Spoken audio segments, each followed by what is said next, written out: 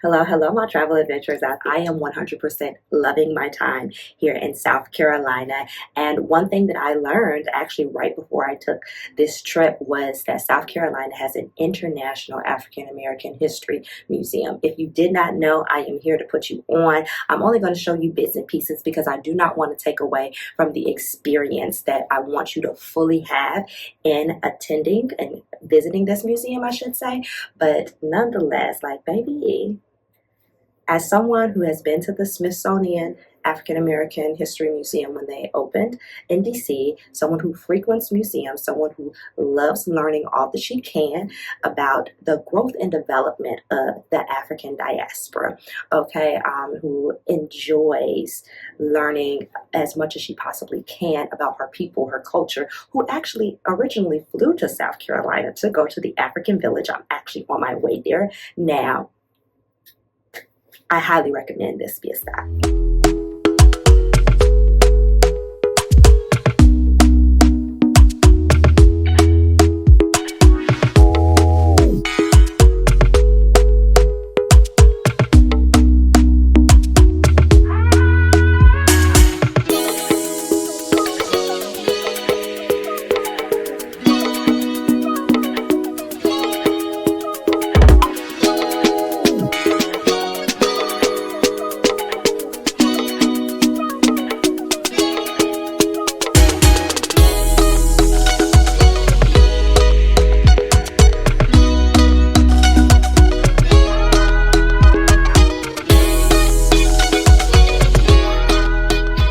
So one thing I absolutely loved right off rip about this museum is the fact that they have a reflection pool right at their front entrance. Their front entrance that you have to walk around from parking unless you take the boat. But anyway, they have this beautiful body of water. They're right there by the boardwalk. And then they have this reflection pool that has the point of arrivals in the Americas on one side, and on the other side it had the points of departure. And now it took me a minute to finally notice it, but once I noticed it, I was just like, oh my goodness, they thought of everything. And that is when I pan the camera up a little bit more and you're able to see the design inside the reflection pool. It is designed as if it's bodies, okay. And while granted, it instantly, as soon as I saw it, I thought about the reflection pool that I saw outside of a beautiful mosque in Dubai. But nonetheless, it just allows you to have indeed that a reflection moment of realizing like how deep and how dark our history can get, but how significant it is to acknowledge it and have certain conversations and gain certain insight and knowledge, so then history doesn't repeat itself. Because we do indeed know that if we mask our history, if we act like it doesn't exist, if we keep sweeping it under the rug, baby, then we're doomed to repeat it. And I ain't trying to go. I'm not going. I don't want any situation such as what has happened to so many families being broken, torn apart. Like, no, we're not going backwards in that aspect. So as you can see, like, as I said, it's a beautiful reflection pool, quite sizable, a nice little exercise there. And then you see points of departure from Africa, and you might even find places of your ancestry on there. But this was beautifully done, well executed, and a perfect way to set your mind, body, and spirit ready to walk in through those front doors to experience the greatness that is the International African American History Museum. All right, so let's follow that North Star just as it tells us. And as soon as you walk in, you're going to be greeted by some amazing staff. They are so friendly, so great. And then this beautiful presentation right here. Like, I would be lying to you if I said that I did not just like stand there for 5 whole minutes at least with my mouth open and just being like, oh my goodness, I probably should record just a little bit of this at least.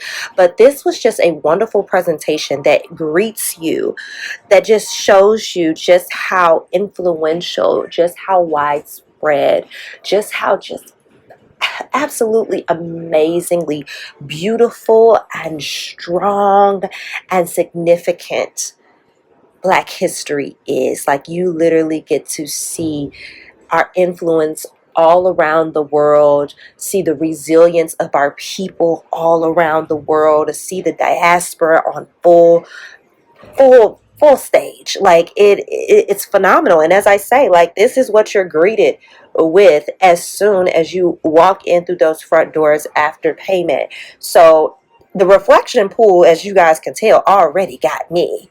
All right. And then I walk in and experience this here, and it's just a wonderful collection of not just Black excellence, but Black triumph, that I'm just like, baby, I needed this. All right.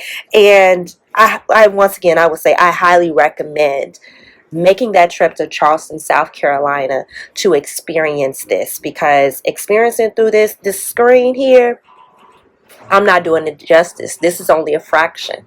All right. So I highly suggest, go ahead, book that flight and get on here, because as you can see, we got the HBCUs represented. You know, we got the greats of the greats of the greats throughout a variety of different things. And this is just the beginning. It doesn't stop here. This is the beginning.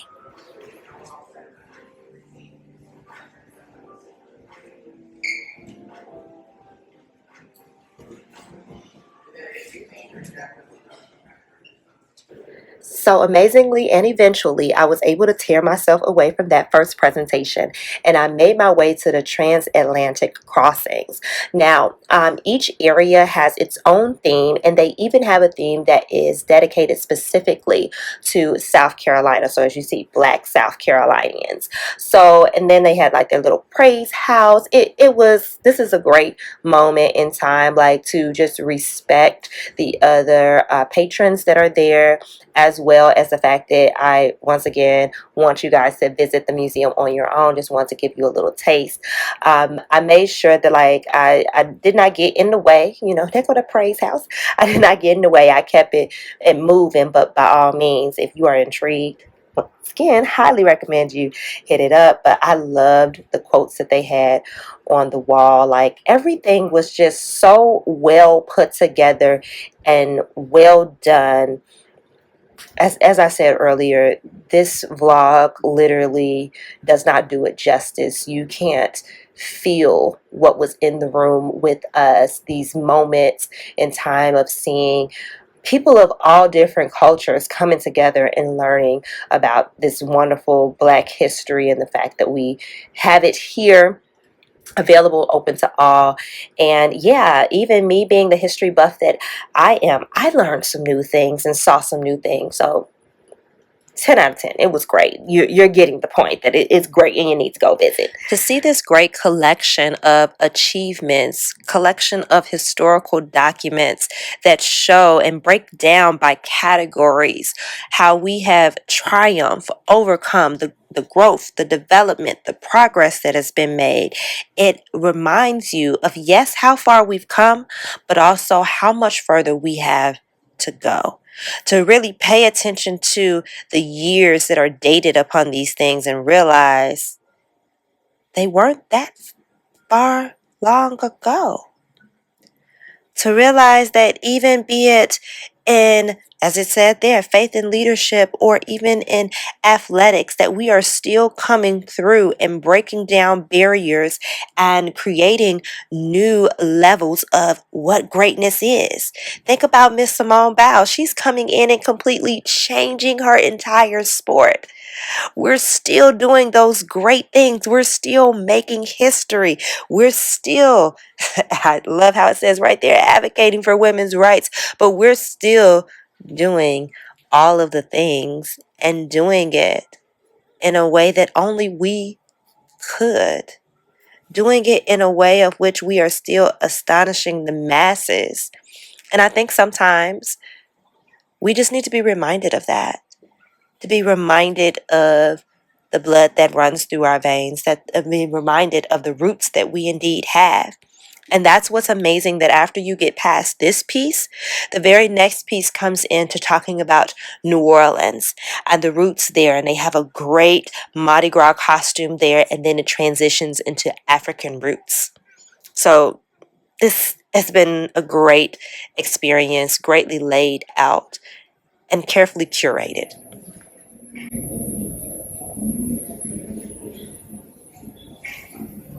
You can start. Might stop it there a while. We're gonna pick it back up. We're gonna pick the needle back up.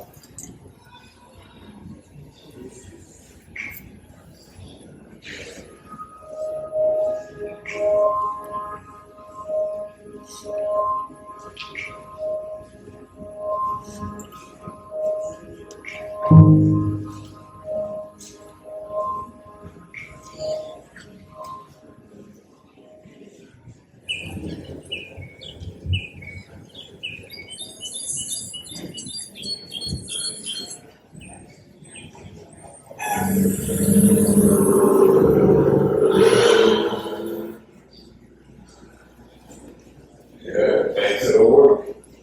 Back to the work.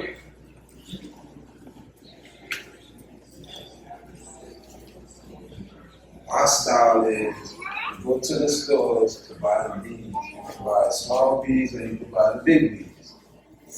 The small bees take way much longer to soak, but you get the most detail out of it. You gotta beat what you ordered in before. Rectangles within rectangles, rings within rings, for everything from building details to city layouts. There are more than 2,000 traditional or heart languages spoken in Africa.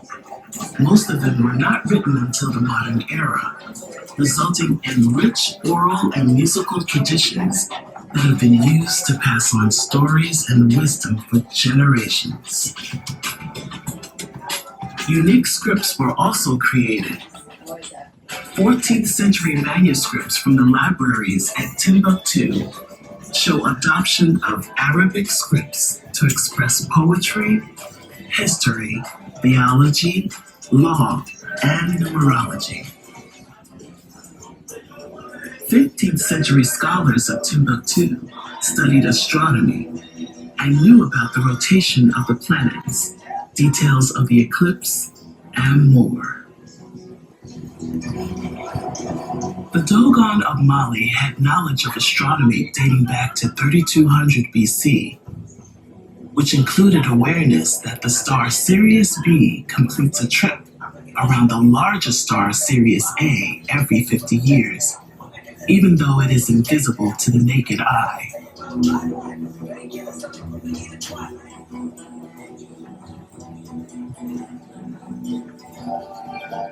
Long before colonialism, Africans had a highly advanced understanding of medicine. Practices include the use of plants, medical procedures, and surgeries. The most long-lasting has been the traditional African methods of treating the complete physical, mental, and social well-being of a person. This circular or holistic approach to wellness is still relevant in the lives of West African communities, and lasting influences can be seen in descendant practices throughout the diaspora.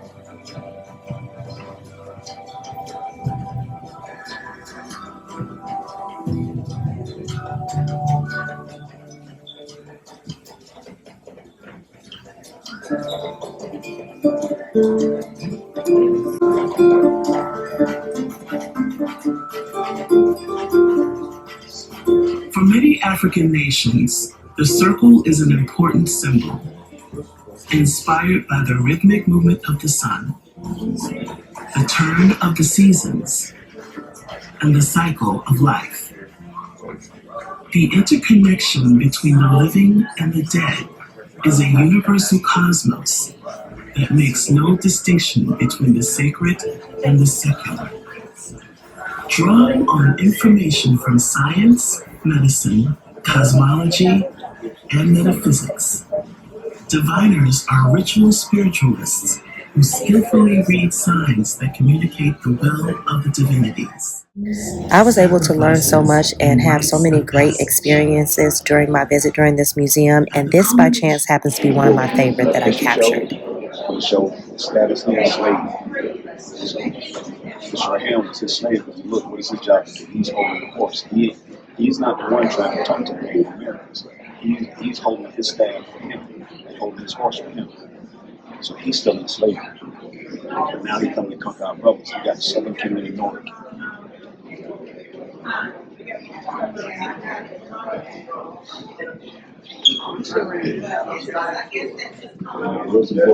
There's a book I got called Grim Years. And in the book called Grim Years, it actually goes into the history where they took the Native American Indians from South Carolina and took them down to Barbados and tried to put them out sugarcane fields.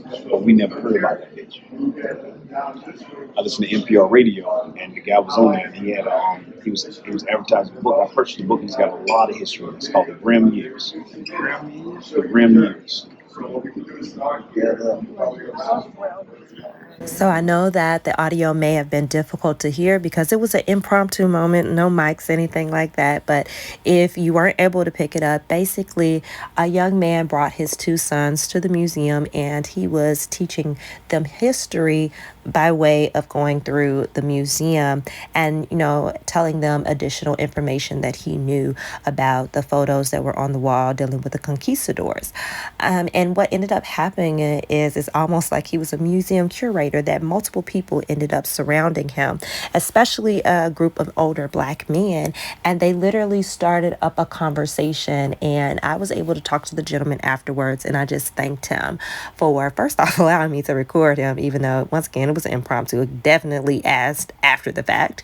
But in addition to that he was there to share the wisdom, the knowledge that he had, and the fact that I thanked him for just being an outstanding Black man in the community, doing first off his due diligence for his sons, but also for the rest of the community, because please believe other people came around. I don't know where the other people with cameras went, but people started pulling out their cameras and recording because it was like, man, this is a real life moment, and it's one that I feel like we don't see often enough. So once again, as I say, I'm sharing these bits and pieces with you, but I do not do this museum justice, because to walk in and experience the entirety of this place, from the people to its content, there's no video. We would be here for hours. There's no video that could ever encompass that and make you feel what you feel when you're there experiencing these great moments. So this next part of the museum that I want to show you is a super big deal. This is the Center for Family Research. You heard right. The Center for Family Research. So we know one issue that the African diaspora deals with is the fact that some of us do not know where our families come from. It is hard for us to trace back after so many years. But this place right here and at that kiosk right there, many people are finding answers. And of course, as you can see here, you can record your history, but that is a very dope and unique aspect to this particular museum that I absolutely loved. Thought it was phenomenal, amazing. Now, there is a gentleman by the name of Darius M. Brown who wrote a Phyllis Wheatley Book Award winner, At the Feet of the Elders, based upon the information that he was able to find out about his family history thanks to the International African American Museum and that Family Research Center. In this book, he literally outlines his history, something of which we know quite a few families of the African diaspora are unable to do because they can only track back so far. And vital for the future of our culture. The land is what allows us to come together. It's where our churches are. It's where our family reunions happen. It's where we grow the things that we eat. It's about survival of the community, the culture, and for the future generations to come. We want to make sure that they have the same opportunity to feel as equally connected as we do. Glory, glory, hallelujah. burden down, Lord. Glory, glory, hallelujah. When I lay my burden down, when I lay my... When I get around my people, I want to say Aguilari for Sawubona. Aguilari for Sawubona, and I hope for Sawubona soon. Glory, hallelujah. When I lay my burden down. Well, I'm retired military, and I wasn't really, I don't travel the world. And the first thing they say when I meet most people, they say, hey, where you from, man? You from the West Indies? I said, no, I'm from Charleston, South Carolina. I said, we speak Gullah. He said, Gullah, what is that? I said, Gullah Geechee.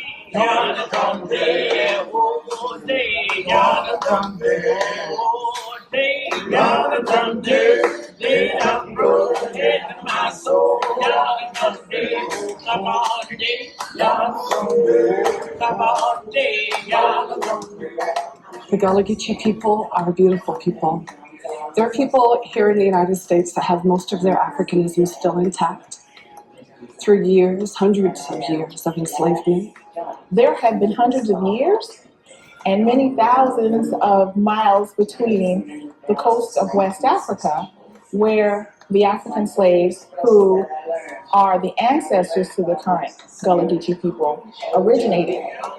We were able to retain our cultural ways due to the isolation on sea islands in coastal areas here. Many of the plantations had absentee enslavers and plantation owners. The Gullah Geechee isn't about being a group of people that's been displaced. The Gullah Geechee is about being a part of a community that has thrived. Women come from Worcester. We had 2 head and a rooster. The rooster died, the old lady cried, couldn't get air like a rooster. Land is pivotal within the Gullah Geechee community. Many Gullah Geechee people are tied to their ancestral land. My great-grandmother used to say, if you own a piece of land, you'll never be homeless. Even if you do not have a house on that land, if you could pitch a tent, you'll always have a place to live. That's your home. That's where you belong.